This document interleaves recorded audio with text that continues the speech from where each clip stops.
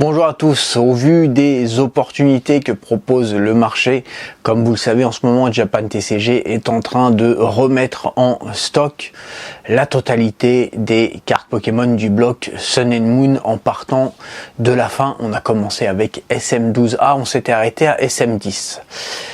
Hier et aujourd'hui, j'ai pu remettre en stock SM9B, SM9A, SM9 et SM8B. On va en parler parce qu'il y a des très grosses cartes. Alors pour SM9B et pour SM9A, j'ai pas spécialement de choses à dire. On est sur des éditions qui sont en somme plutôt classiques. La seule chose que je peux te dire, c'est que bien toutes les secrètes sont disponibles sur le site à partir de maintenant. On va devoir s'arrêter par contre très sérieusement sur SM9 et SM8B Ultra Shiny, SM9 Tag Bolt, et on va commencer par SM9. SM9, c'est une très grosse édition de Sun and Moon.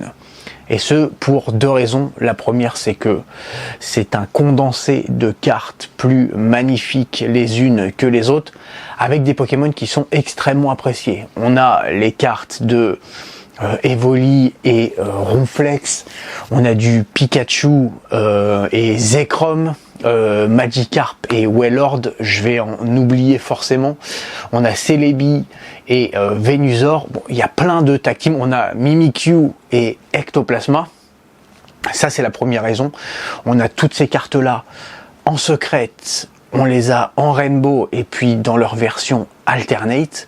On a Latios et Latias aussi que j'ai oublié. Et surtout, c'est la première fois, c'est avec Sun and Moon 9 au Japon que les gens ont découvert les tag teams. C'était la première fois que Pokémon Company introduisait les cartes où on avait deux Pokémon. Donc c'est quand même une édition emblématique. Il y a des très grosses cartes, notamment le Latios, Latias en alternate. Alors cette carte là, tout comme le Pikachu Zekrom en alternate,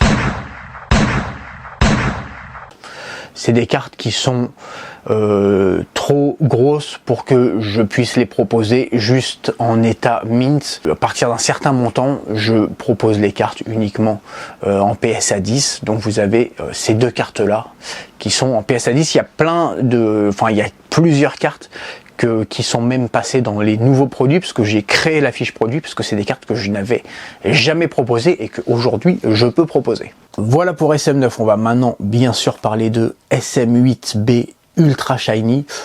Alors SM9 Tag Bolt, je dirais que c'est probablement dans mon top 2, top 3 de mes éditions favorites concernant le bloc Sun and Moon. SM8B Ultra Shiny, c'est mon édition préférée du bloc Sun and Moon. C'est une édition qui est incroyable. Déjà, c'est pareil, c'est la première fois que on avait énormément de petits shiny et ensuite de gros shiny. C'est SM8B, c'est la mère des éditions comme S4A ou comme SV4A.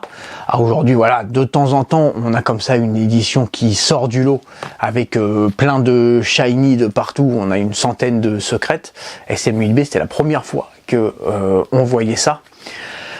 On a énormément du coup de secrètes. Il y a 150 cartes. Il y a plus d'une centaine de secrètes, donc tous les mini shiny. Ensuite tu vas avoir les gros shiny, les traîneurs, et puis les gold. SM8B c'est pareil, il y a quelques cartes que j'avais il y a une carte pardon que j'avais même pas pu proposer avant, parce que c'était ultra galère de la trouver.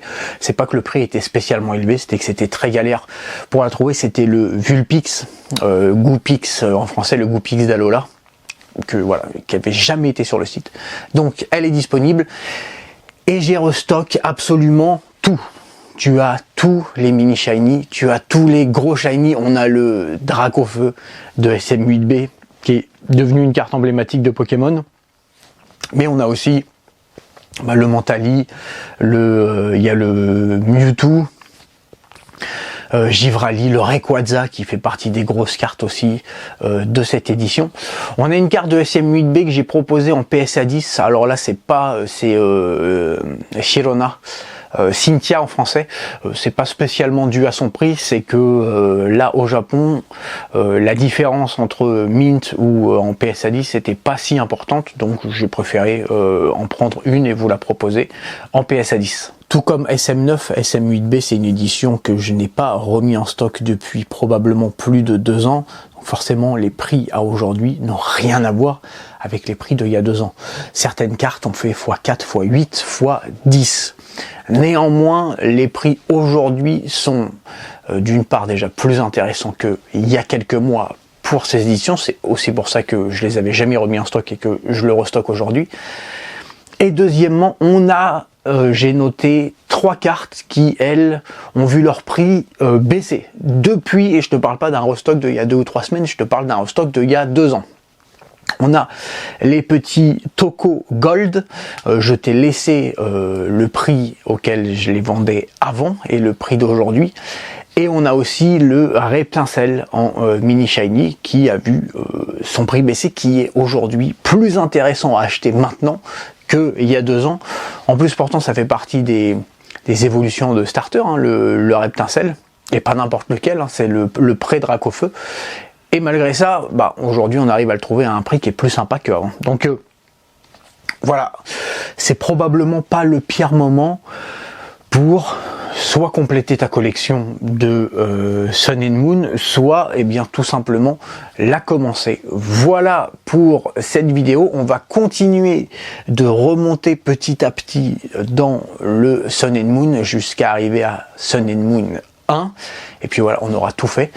On en est à SM8B, il y a encore énormément de travail, mais voilà, ça va arriver petit à petit. Chaque semaine, il y a 2, 3, 4 éditions de Sun and Moon qui reviennent sur Japan TCG. N'hésite pas à aller jeter un œil. Je te remercie pour le temps que tu as passé avec moi et je te dis à très bientôt pour une nouvelle vidéo. Allez, bye!